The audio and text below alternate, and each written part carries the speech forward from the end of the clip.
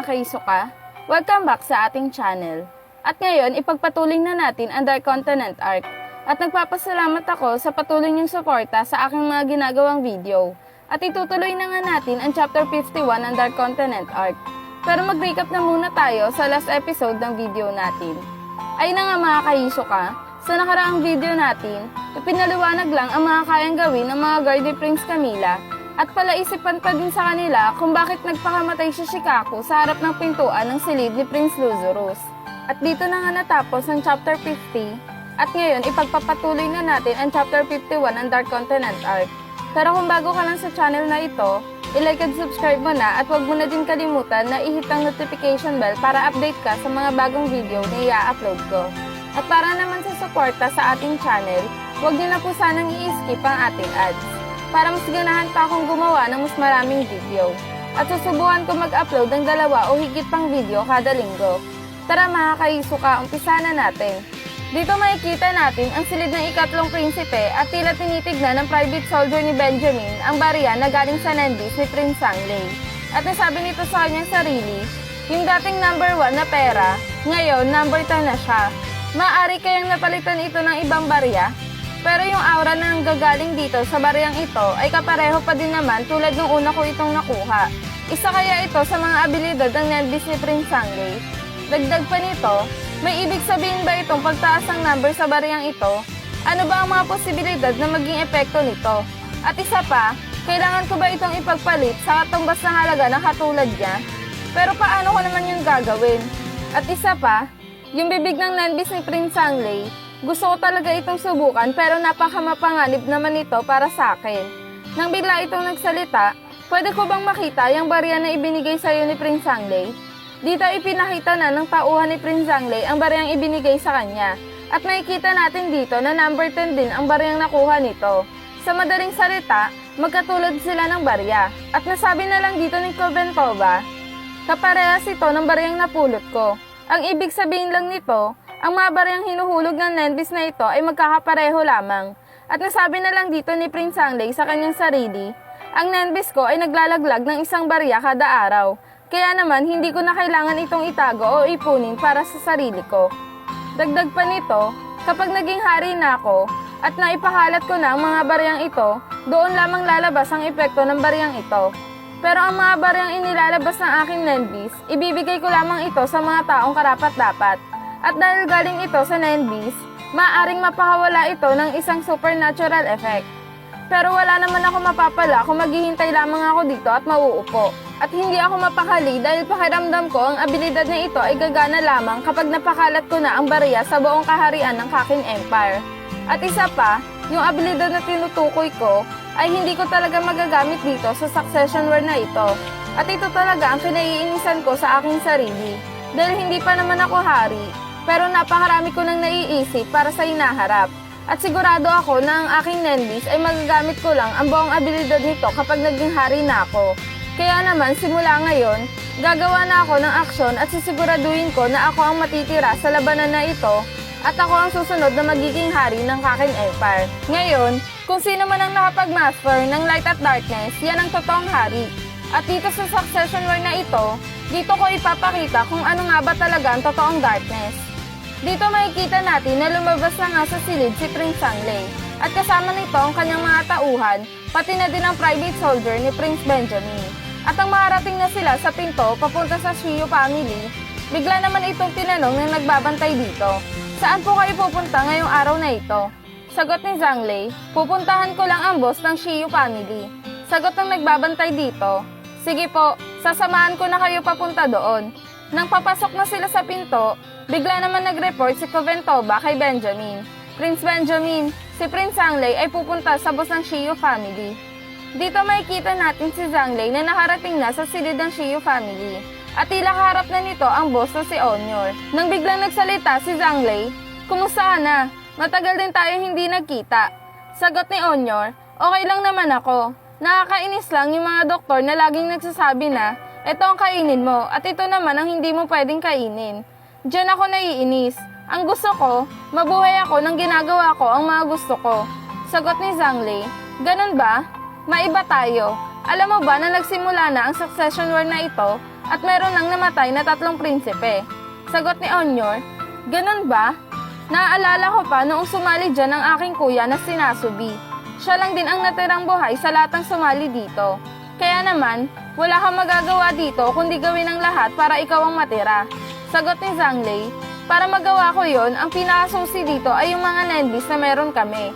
Kaya naman, gusto sana kitang tanungin kung meron ka bang alam patungkol sa mga Nendis na ito. Sagot ni Onyor, kung may alam, kaming mga pangalawang anak ay walang alam patungkol dyan sa mga Nendis na yan. Sagot ni Zangley, ang alam ko lang kasi dito sa Nendis na ito ay konektado ito sa mga superpower na Nen. Sagot ni Onyor, hindi talaga ako pamilyar sa mga pinagsasabi mo patungkol sa kapangyarihan ng Nen. Pero meron ako naririnig sa iilang mga tauhan ko patungkol sa kapangyarihan ng Nen. At tatanungin ko na lang sila patungkol dyan. Kaya naman, kailangan mo muna maghintay hanggang sa masuri namin ang nangyaring aksidente na yan. Sagot ni Zangley, gaano namang katagal ito aabutin? Sagot ni Onyor, medyo matatagalan ito kasi merong nangyayaring pagpapatayan sa mas mababang palapag.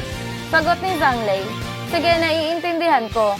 Dagdag pa nito sa kanyang isip, nasa iyong mga kamay, ama. Nang nakaalis na si Zangley sa silid ng Shiyu family, agad naman kinontak ni Onyor ang kanyang tauhan at nasabi na lang ng tauhan nito na ang sitwasyon natin ngayon ay talagang sobrang seryoso na at yung bagong boss ng Heidi family ay talagang baliw na dahil ginagamit nito ang kanyang mga tauhan at ipinakalat niya ito para pumatay ng pumatay. Kaya naman, ang pinakamisyon natin dito ay ubusin ang lahat ng Haley family. Sagot ni Onyor, ang akala ko ba ang misyon natin dito ay ang mga spider? Walang magbabago sa usapan natin na ang pinaka-prioridad natin ay ang mga spider. Kaya naman, kailangan nyo nang hanapin si Hisoka sa lalong madaling panahon para makontrol na natin ang mga spider. Sagot ng underboss dito, masusunod pinuno. Sagot ni Onyor, nakumpirma na ba talaga na si Hisoka ay wala dyan sa ika-4 na palapag? Sagot ng underboss, opo pinuno, wala siya sa ika-4 na palapag. At ginawa na namin ang lahat para lamang mahanap ito sa ika-4 na palapag pero wala siya doon. Sagot ni Onyor, ikaw pumunta ka sa ika-3 palapag at doon ka maghanap kay Hisoka. At habang hinahanap mo itong si Hisoka sa ika-3 palapag, patayin mo na din si Morena, ang boss ng Haley family. At nang matapos ang usapan nila Onyor, agad namang pumunta ang underboss ng Shiyu family sa isang kwarto at sabay sigaw ng, Zakuro! Lynch! Nang biglang napalingon ang dalawang tinawag nito at sabay sabi ni Lynch, ano yun boss? Meron ba tayong bagong gagawin na investigasyon? Sagot ng underboss, oo, pupunta tayo sa ika-3 palapag at meron na tayong bagong layunin. Kundi uubusin natin ang Haley family. Dito makikita natin ang daan papunta sa ika-3 palapag at tila kinakausap na underboss ng Shiyu family ang isang royal army at nasabi nito na aakyat kami dyan sa ika-3 palapag. Sagot ng gwardya, patungkol ba ito sa resistance? Yung ika-3 palapag sa ngayon ay medyo minahon na. Pero yung mga Haley family na yan ay patuloy pa din sa pagpatay. At sana meron kayong magawa laban sa mga Haley family na yan. Dagdag pa nito, sige, tumaluy na kayo sa ika-3 palapag. Tanong ni Lynch, ano ba ang meron sa gwardya na yan? Kung kausapin tayo, akala niya kung sino siya. Sagot ng underboss, hayaan mo na yung mga gwardyang yan. Habang naglalakad sila, biglang merong nagsalita, paano na? Sisimulan na ba natin ito sa roller plan natin? Sagot ng underboss, oo kasi, mas kakaunti ang tao sa ika-4 na palapag kumpara dito sa ika-3 palapag. Kaya naman, magiging madali lang ito para sa atin. Sagot ni Zakuro, kailan ba natin sisimulan yan? Kasi itong abilidad ko na ito, sa tuwing ginagamit ko siya, humihina talaga ang aking katawan. Nang nakarating na ang Shiyu family sa ika-3 palapag, may kita natin dito na pinagmamasdan sila ng 2 tao na ito. At nasabi na lang ng lalaki dito, yung Shiyu family nakarating na sa ika-3 palapag. Sabihin mo na ito sa ating boss. Sagot ng babae dito, masusunod po. Dito ay biglang nagsalita ang underboss ng Shiyu family, Lynch, Zakuro, merong nagmamanman sa atin.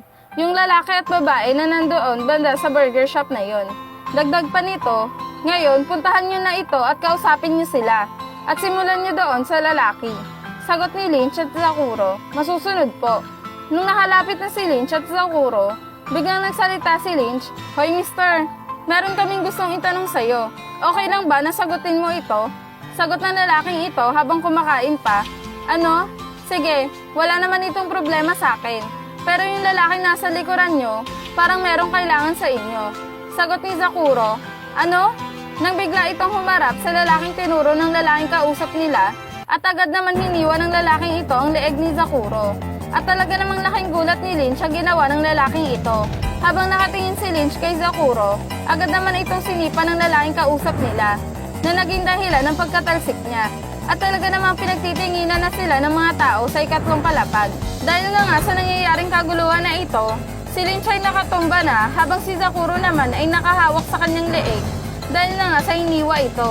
Sa kabilang banda naman, makikita natin ang underboss na sinusundan ng babaeng inutusan na mag-report sa boss ng Hailey family. At nasabi ng babae dito, "Sigurado ka ba na iiwan mo ang mga kasamahan mo doon para lang sundan ako?" Sagot ng underboss, "Huwag mo silang intindihin. Dahil ang dapat mong intindihin ay yung sarili mo." Sagot ng babae, "Sigurado ka ba na hindi mo tutulungan yung mga kasamahan mo doon?" Sagot ng underboss, "Manahimik ka na lang at ipagpatuloy ang paglalakad at dalhin mo ako sa inyong boss. At kapag ginawa mo yan, bubuhayin kita." Nang makarating na sila sa isang pasukan, nasabi na lang ng babae dito, "Masaya akong nagkita tayo, pero hanggang dito na lang ang ating pagkikita, Mr. Mafia." At yung mga sundalo dito, kaya nilang magpanggap hanggang 5 minuto lamang. At pagkatapos ng 5 minuto, hindi ko na alam ang masusunod na gagawin nila. Lalo na kung sasaktan nyo kaming mga sibilyan na nagmamonitor dito sa ikatlong palapag. At kapag ginawa nyo saktan kami, kahit na yung mga sinasabi ng military mafia, aarestuhin kayo nito. Kaya naman, kung ako sa'yo, tatakbo na ako, Mr. Captain. At ayan ang pinakamaganda mong gagawin. At kapag ginawa mo yan, sinisigurado ko sa'yo na makakaligtas ka. Sagot ng underboss, "Hoy ikaw, ano ba ang akala nyo? Na makakaligtas kayo sa ginawa niyang paglabag sa rules ng mafia? Sabihin mo dyan sa boss nyo na hindi kayo makakatakas sa amin." Dagdag pa nito sa kanyang isip, itong mga taong ito ay hindi naman talaga official na mafia members. Kaya naman wala silang pakialam sa mga kayamanan. At ang gusto lang nila ay pumatay ng pumatay. Sa kabilang banda naman, makikita ulit natin ang laban sa pagitan ng miyembro ng Shio family laban sa miyembro ng Hailey family. At tila nakahiga lamang dito si Lynch habang kinakausap ito ng lalaking sumipa sa kanya. "Kayong dalawa, di ba kasama kayo sa Shio family? Kaya naman lahat ng itatanong ko ay sasagutin nyo." Sagot ni Lynch, "Sige ba, wala namang problema ito sa akin. Pero, sigurado ka ba na hindi mo tutulungan yung kakampi mo?" Sagot ng lalaking kausap ni Lynch, "Anong sabi mo?" Nang bigla itong napalingon doon sa lalaking kasamahan niya dahil na nga sa sumigaw ito. At nang paglingon niya, laking gulat nito dahil na nga sa may kung anong nakapulupot sa kasamahan niya. At lumabas ito sa leeg ni Zakuro. Nang biglang ibinalibag ito ni Zakuro gamit ang kanyang abilidad na talaga namang ikinapinsala ng lalaking may hawak na patalim. At nasabi dito ni Zakuro, "Maraming salamat sa iyo. Dahil ang totoo nito, hindi ko talaga kayang sugatan ang aking sarili." At dito na din ipinapaliwanag ang abilidad ni Zakuro. Si Zakuro ay isang manipulator at kaya nitong manipulahin ang kanyang sariling dugo, ngunit limitado lamang ang paggamit niya sa kanyang abilidad. At dito makikita natin ang isa pang tauhan ng Hailey family na talaga namang gulat na gulat sa ginawa ni Zakuro. Nang biglang nagsalita si Lynch, "Kayong dalawa, di ba kabilang kayo sa Hailey family?" At dito biglang lumingon ang lalaking sumipa kay Lynch at agad namang lumusog dito. Ngunit agad din naman itong nasalag ni Lynch. At nasabi nito na, "Ilang miyembro kayo sa Hailey family na yan?" Sabay sinuntok ito ng napakalakas sa tiyan niya. At sabay sabi nito, 23 members kami." At dito nasabi na lang ng lalaki, habang namimilipit sa sakit, "Ano ang nangyayari? Bakit bigla na lang ako nagsalita habang sinusuntok niya ako?" Dito makikita natin si Lynch na nakaamba na para sumuntok ulit. Nang bigla itong nagtanong, "Sa inyong lahat, gaano karami ang marunong gumamit ng NEN? At sabihin mo sa akin kung ano-ano ang kanilang mga abilidad." Sabay sinuntok niya ito ng napakarami. Habang pinagsusuntok niya ito, sumasagot naman si Tanda sa mga tanong ni Lynch. "Hindi ko alam kung gaano karami, dahil binigyan lang kami ng aming boss ng abilidad. Pero merong kailangan gawin doon. At isa pa, habang pumapatay kami ng tao, tumataas din ang aming level." Dito makikita natin na bumulagta na ang kalaban ni Lynch. At nasabi na lang nito na, "Napakahina mo naman. Di ba nga gumagamit ka din ng NEN, kaya naman tumayo ka dyan." Dagdag pa nito, "Huwag mo sabihin sa akin na patay ka na." Dito ay pinapaliwanag na din ang abilidad ni Lynch. Si Lynch ay nabibilang sa isang imiter. At ang abilidad nito ay magtatanong siya sa'yo ng kung anong gusto niya at sabay kanya susuntokin. At kapag tinamaan ka ng suntok nito, Yung Souls Voice mo ang sasagot sa mga tanong nito at hindi ito maririnig ng iba kundi siya lamang at ikaw.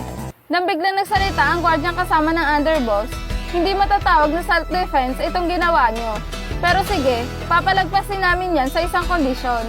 Wag na kayong babalik dito sa ikatlong palapag. At kapag bumalik pa kayo dito, huhulihin na namin kayo. Nang biglang lumapit si underboss sa kadalawang gwardya at sabay-sabi na, pasensya na kayo, hindi na ulit kami uulit na manggulo dito sa ikatlong palapag na ito. Kaya naman kung pwede, tanggapin nyo sana itong ibibigay kong pera sa inyo. Pero hindi ito isang panunuhol at ipinapangako ko sa inyo na hindi na talaga kami babalik pa dito. Dito ay umalis na silang tatlo at sabay-sabi ng dalawang kasama ng underboss dito. Teka lang, sigurado ka ba dyan sa plano mo na iiwan na lang natin itong ikatlong palapag na ito tapos babalik na tayo sa ikaapat na palapag? Sagot ng underboss, hindi, niloloko ko lang sila. Dagdag pa nito, para malabanan mo yung mga lawbreaker na yan, dapat ikaw din mismo ay maging lawbreaker. Sa kabilang banda naman, makikita natin ang dalawang gwardya na talaga namang natutuwa dahil na nga sa nakatanggap pa sila ng pera. At nasabi na lang nito na, aba, tignan mo nga naman, patayo-tayo lang tayo dito pero nababayaran pa tayo ng higit pa sa sahod natin. Nang biglang naging ahas yung mga baril nila na talaga namang kinagulat ang dalawang gwardya na ito. At biglang pumutok ang kanilang baril sa kanilang muka na kinamatay ng dalawang gwardya na ito. At nasabi na lang dito ng underboss ng Shio family, oops, namatay ata yung dalawang pinangakuan ko ah. Dito ay pinapaliwalag naman ang abilidad ng underboss na ito. Ang underboss na ito ay nabibilang sa isang conjurer. At ang kakayahan nito ay lahat ng mahahawakan niyang gamit ay kaya niyang gawing buhay na nilalang pero napapanatili nito ang totoong function nila. At dito na nagtatapos ang Chapter 51 ng Dark Continent Arc. Isang nakakabiting katapusan na naman ng ating nasubaybayan mga kaisuka. At dito na din natatapos ang kwarto ng Dark Continent Arc manga version. At salamat sa mga sumuporta at sumubaybay hanggang sa matapos ang mga chapter ng Dark Continent Arc. At sana patuloy niyo pa rin ako subaybayan sa bagong kwento ko na Slam Dunk Inter High. Muli, maraming salamat. Ito po si Hunter Hisoka.